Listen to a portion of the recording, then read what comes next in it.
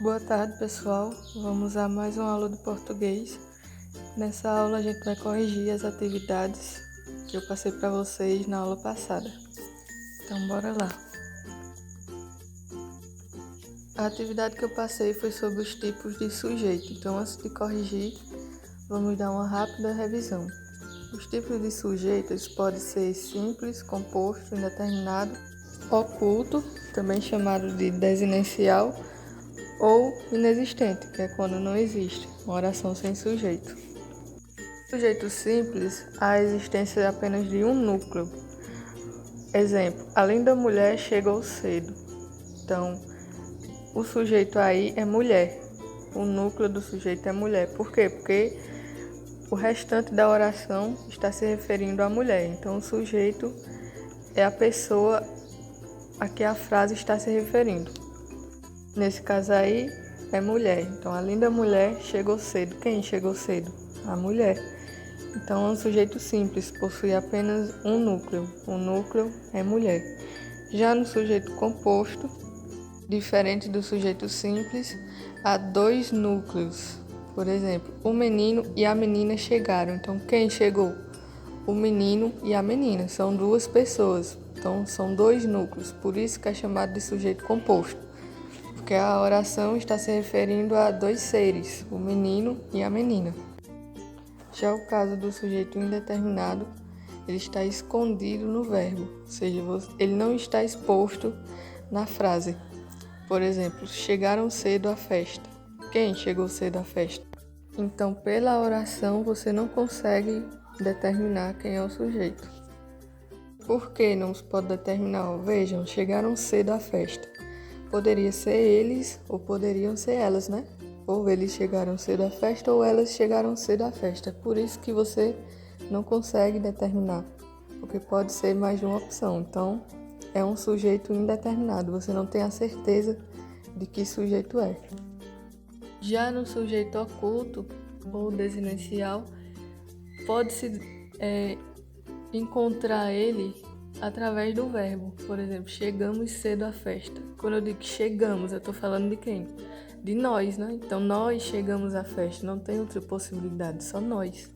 E quando eu digo cheguei cedo à festa, também estou falando de mim. Eu cheguei cedo à festa. Então, o sujeito existe ali. Ele só está oculto, não está presente na frase. Mas, pelo verbo, a gente consegue identificar.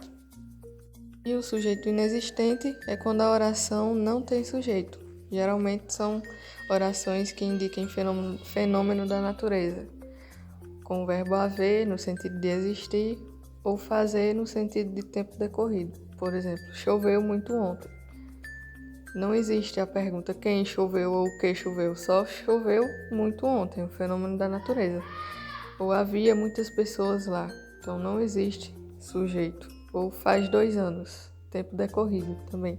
Então, quando for fenômeno da natureza ou sentido de o verbo fazer no sentido de tempo decorrido, a oração será sem sujeito.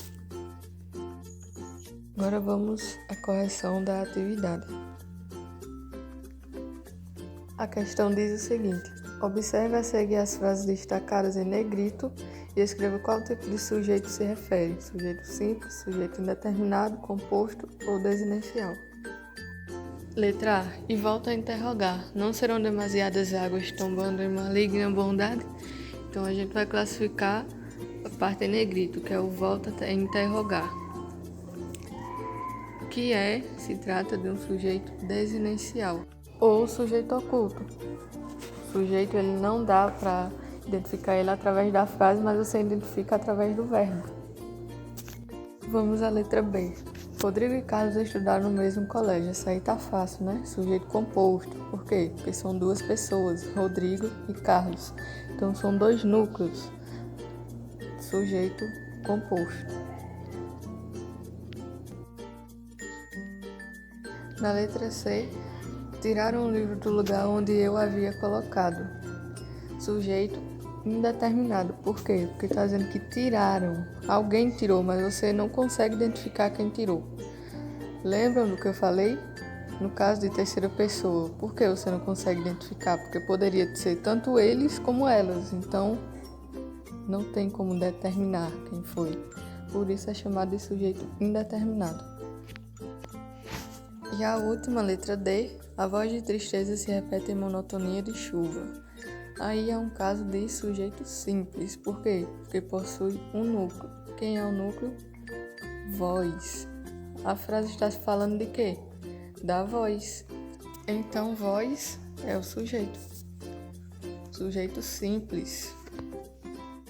Pronto, pessoal, essa foi a correção da atividade. Parabéns aos que participaram e aos que acertaram. Quem não acertou, corrija. Quem não enviou a atividade ainda, envie, porque cada atividade vale ponto e conta como presença. Então, por hoje é só. Alguma dúvida, estou à disposição. No mais, até a próxima aula.